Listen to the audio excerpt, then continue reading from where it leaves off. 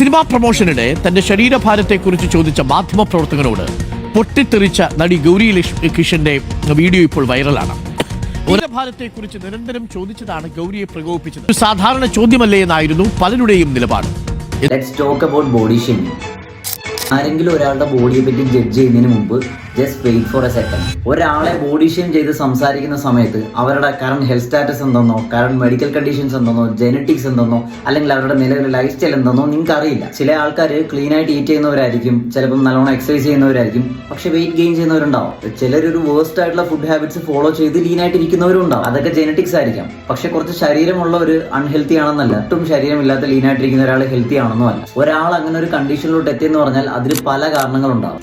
Hormones, personal stress, job, lifestyle, അതുപോലെ sleep issues, എന്തെങ്കിലും medical കണ്ടീഷൻസോ അല്ലെങ്കിൽ ചില മെഡിക്കേഷൻസ് കൊണ്ടോ ആവാം. സോ നിങ്ങൾ കാണുന്ന എല്ലാ ബോഡി ടൈപ്സും it's not a reflection of laziness or discipline. എനിക്ക് പറയാനുള്ളത്, instead of body shaming, try body understanding. അതായത് എല്ലാവരുടെയും ബോഡി റെസ്പോണ്ട് ചെയ്യുന്നത് ഡിഫറെന്റ് ആയിട്ടാണ് due to genetics, hormones and lifestyle habits. And ഒരാൾക്ക് ഒരു കുറച്ച് വണ്ണം കൂടിയെന്ന് വെച്ചോ കുറഞ്ഞെന്ന് വെച്ചോ അതൊരിക്കലും ഫിക്സ് ചെയ്യാൻ പറ്റാത്തൊരു മാറ്റർ അല്ല.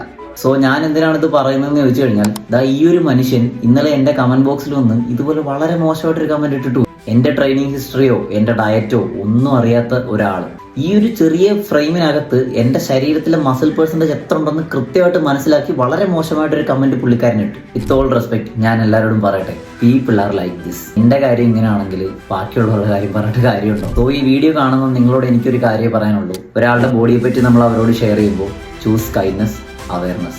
Don't blame them. I hope this helps.